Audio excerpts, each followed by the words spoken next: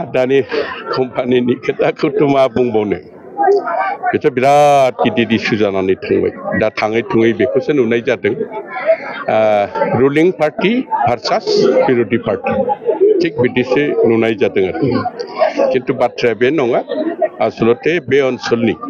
पाग्लिजरा part 1 part 2 ओनसोलनि रायजो राजाफ्रा आगोलनिफ्रायनो बेहाय बेखौ जोंनो नाङा बे जायोबा जोंहा बहुत खथि जागोन बे धरननि बाथ्राखौ आगोलनिफ्रायनो बुंबाय थादों किन्तु बासबारि ओनसोलनि गोबां गामिफ्रा होनदों जे खालि पाग्लिजरानि बाथ्राखौल' लायोबा थिग जानाय नङा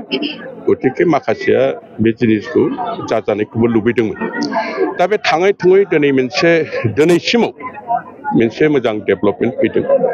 जोंनि बिटिआरनि चिफ मानगोनां प्रमद बर' बिथाङा बिथांनि दैदेननायाव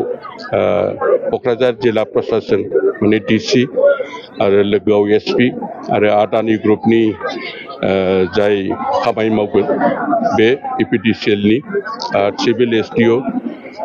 सार्कल अफिसार आरो जोंनि बासबारिनि एसे एनै जायनाखि साननो हनो गोरों व्यक्ति बिसोरखौ लिंहरनानै मोनसे आल'सना खालामदों बेहाय लोगोसे दुलाराय बर' फरायसा आफादनि आफादगिरि दिपेन बर' बिथांजों लोगोसे सेन्ट्रेल दुलाराय बर' फरायसा आफादनि दैदेनगिरिया गासिबो दंजोबो दा दिनैनि आल'सनायाव आंबो दं हिसाबै आं मोजां मोनदों जे आसलते पजिशना मा बेनि दारै बे गामिनि रायजो राजाफ्रा खथि जागोन ना बे रायजो राजा बेखौ जाहोमारा दा बेफोरनि सरजमिन तदन्त खालामनो थाखाय आबसुखौ रिकुवेस्ट खालामनाय जादों नोंथांमोना एसे ओनसोलनि रायजोफोरजों थांनानै मा लुबैदों रायजोफ्रा बेफोरखौ एसे मोजाङै रायलाय आरो बे थार्मेल प्रजेक्टआ जायोब्ला बिनिफ्राय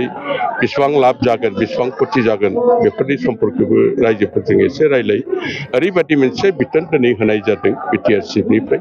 आरो बिटिआर चिफआ निजेव बुंदों जे प्रशासनखौ दानि जे आन्दलनकारि बिथांमोनजों रायलायनानै जाहाथे रावनिबो जेबो खथि जायाजासे बे थार्मेल प्रजेक्टखौ बेहाय गायसननो हायो नामा बसायनो हायो नामा बिनि जुनै एसे रायलायलायनो रायजो राजाफोरजों रायलायनो थाखाय दिनैहाय मोनसे बोसोन होनाय बादि जादों आं आसा खालामदों लासै लासै जिनिसा समाधान जालांगोन।